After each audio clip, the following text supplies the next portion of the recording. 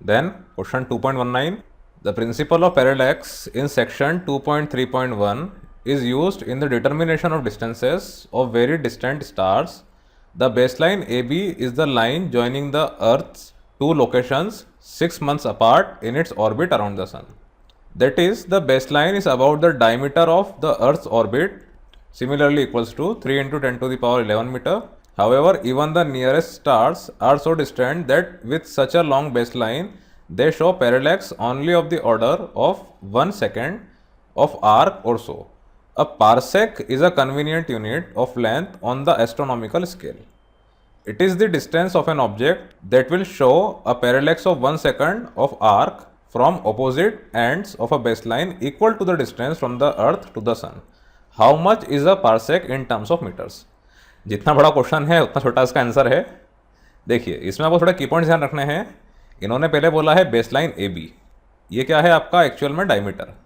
आप जानते हैं कि जिस तरह से आपका एटम रहता है जिसमें बीच में न्यूक्लियस रहता है, इलेक्ट्रॉन उसके अक्रॉस रिवॉल्व करते हैं, उनका ऑर्बिटल एक सर्कुलर शेप का रहता है, उसी तरह से यहाँ पे भी आप मान लीजिए कि ये आपका सन है सेंटर में और ये है आपका अर्थ का ऑर्बिट लाइक अ सर्कल।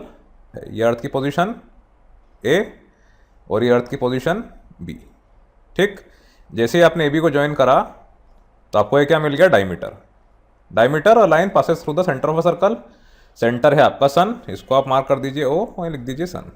और ये दोनों आपकी क्या है, अर्थ की पोजीशन। ये अर्थ है और ये अर्थ है 6 महीने बाद। अब ये क्या बोल रहे हैं कि ये जो डायमीटर है इसकी रफली लेंथ है 3 into 10 to the power 11 meter. मतलब ये पूरा diameter D 3 into 10 to the power 11 meter यहाँ से लेके यहाँ तक है। तो रेडियस कितना होगा, 3/2 इंटू 10 टू द पावर 11। अब इन्होंने क्या बोला है कि इस अर्थ और इस सन से कुछ दूरी पे आपके स्टार हैं, ये मान लीजिए स्टार, ये अर्थ और सन की पोजीशन से 1 सेकंड का एंगल बनाते हैं, मतलब बहुत ही छोटा एंगल बनाते हैं। तो हम ऐसा भी कर लेते हैं, इसको ज्वाइन कर लेते हैं जैसा आपने प्रीवियस क्वेश्चन में किया था, जैसा आपने एग्जांपल्स में किया था। ये एंगल, इसको मान लीजिए आप थीटा, ये है आपका 1 सेकंड। अब जब ये एंगल बना रहे हैं तो यहाँ पर इस स्टार की जो दूरी है अर्थ और सन से, उसको मेजर करने के लिए इन्होंने एक यूनिट दिया है पारसेक, अपारसेक। अपारसेक मतलब कि 1 पारसेक। ठीक, तो ये मान लीजिए आप ए ओ बी, इसको सी, तो ए सी या फिर ओ सी, ये है आपका 1 पारसेक। तो ये मीटर्स में कितना होगा आपको ये बताना है with the help of parallax method. जो फॉर्मूला है उसका आपको यूज़ करना है। ठीक, वेरी वेरी इजी क्वेश्चन। अब यहाँ पे आपका थीटा कितना हो जाएगा, थीटा इज इक्वल्स टू, अब ये डी था पूरा ए बी, आपको पूरा ए बी नहीं लेना है, आपको सन की पोजीशन लेना है, अर्थ की पोजीशन लेना है, ऐसा इन्होंने क्वेश्चन में बोला है। तो ये आपका हो जाएगा d/2 योर रेडियस। तो theta is equals to d/2 divided by A C. ठीक, या इसको आप मान लीजिए एल, ऐसा आपने पढ़ा है फॉर्मूले में। तो एल आपका क्या है, 1 पारसेक में है। ये वैल्यूज़ थीटा की और डी की जब आप पुट करेंगे तो ये मीटर्स में आ जाएगा। तो this implies L is equals to d/2 by theta. अब d/2 आपका हो जाएगा 3 into 10 to the power 11 divided by 2। अब हाँ, यहाँ ध्यान रखिएगा आपका थीटा है 1 सेकंड में।